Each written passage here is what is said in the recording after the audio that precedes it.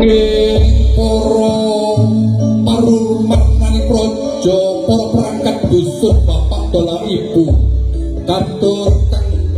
kinurmatan Bapak Muhammad Saifuddin dalah ibu perangkat lintungipun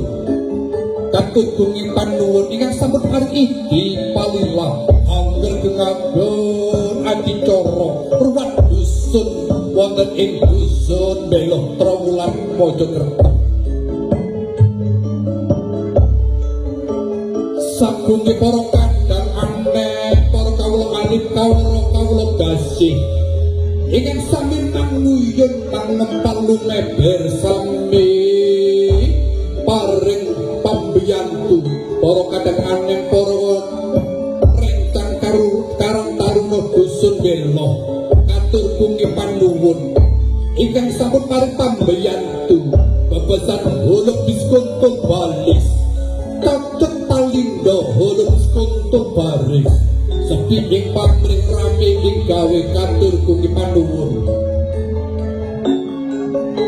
ugi boten katalungan katur sabunge para abdi dalem, para abdi kinasih, para warga Sentono dusun Beloh